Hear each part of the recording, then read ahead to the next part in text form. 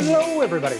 Welcome to the Pittsburgh Fringe Artist Chats. My name is Grant Knutson, and with my group, Minion Productions, I help artists learn about and plan their trips to fringe festivals all over North America. But this week, we are learning more about the shows coming up at the Pittsburgh Virtual Fringe, happening this weekend, May 6th to 9th, including this show right here. Can you two introduce yourselves? With pleasure. I'm Diana Brown. With me is Dan Wilson, and together we are known as Bingewatch. Nice. Now, I got to say, I've been giving everybody a chance to do just their 20 to 30 second elevator pitch for this, and I'm excited for it because when I read the description in the program, it got to me what I consider just that perfect mixture of, oh, this has me excited and what? Which is great. So if I were in line and we were in person at another festival and you just had 20 or 30 seconds to tell me what your show is about and why I might want to see it, what would you say? Diana, may I?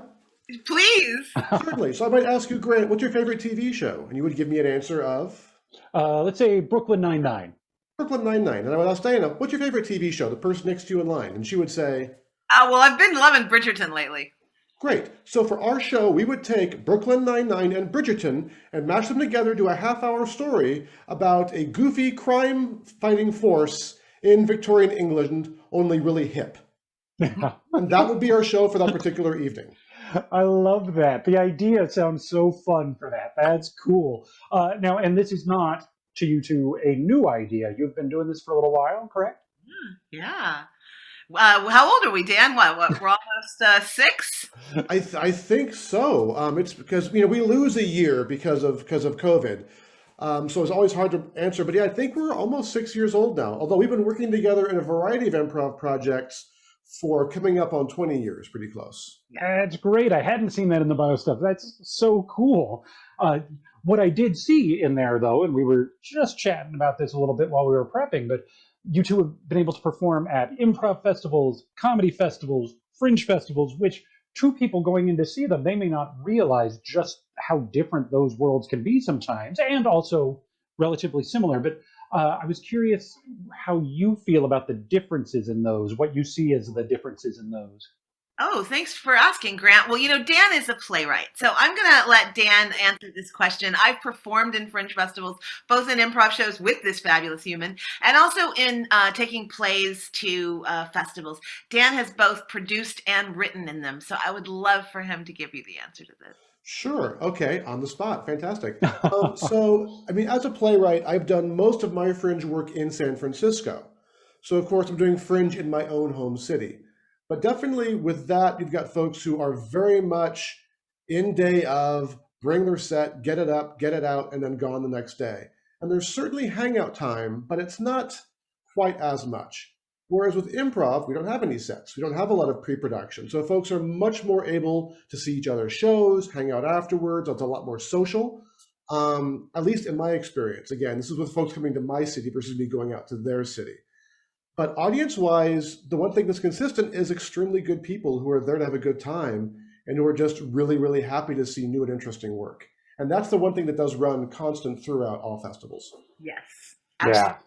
That, to me, is one of the reasons that I love doing this so much is not only am I one of those people that wants to go see this original, innovative, wonderfully weird work, which I mean purely as a compliment for that, but to find a crowd that wants to come together to see those things, I think is just great to be in these fun, intimate little spaces, seeing that work. But on that note, and I've been ending with this question forever, you guys just set me up perfectly in this particular interview for it. We are still a virtual festival. We're still a fringe festival. There are, in just the 3 days of the Pittsburgh Virtual Fringe, over 50 shows coming up. And I've been asking everybody, is there any particular other show you are excited to see? I'd love to answer this one. I'm thrilled to see a lot of shows, but there are two that are really standing out for me today. One, The Wild Women of Planet Wongo. This is a 60s era homage to a 60s era sci-fi show, and it's also a musical. And then a little extra love for them because their costumes remind me of what Riff and Magenta are wearing in the floor show segment. the Rocky Horror Picture Show. So there's a little love there for that.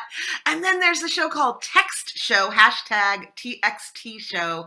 And this is all like, it seems, and I could be wrong, I looked at this a couple of times because I was like, this is fascinating. It reminds me of the old parlor game, Victorian parlor game, The Exquisite Corpse, in that it seems that he's taking texts from the audience and they are creating his play, and then he is doing it for the first time.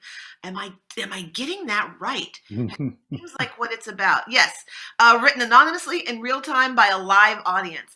And this I love because I got to do an in-person night of the Exquisite Corpse where there was a bank of typewriters at the Victoria Theater, and the audience would just go from one typewriter to the next, picking up where the other person had left off. Then it was mimeographed, and then we got to perform it. But that's what he's doing, and I can't wait to see that. I think yeah. Oh, I loved it. I gotta say this kind of one thing I didn't say about the difference in festivals is that at Fringe festivals, you get to see a much broader range of bizarre things. For example, I have never seen a naked clown at an improv festival. I have seen them at Fringe festivals. Which is, apparently that's the kind of thing you have to plan around beforehand. It doesn't just come up. It doesn't just happen. There was a period like in the, in all the Fringes, I would notice like naked was the way people were selling. And there was one show called Beauty, and there was this very attractive man holding a giant bouquet of roses in front of his special area. And that started this trend of, is there a nude person on your flyer? Oh, you got a good nude person for your flyer. It's not going to sell. We sometimes get the edgier stuff at the festivals, but, part of the reason you could get original work in there, you can get innovative work in there, you can get edgier work in there, because instead of having to please 500, 1,000 people a night just to keep the lights on, you can get in 20, 30, 50 people traveling around to these festivals where you share all your resources. And I love that.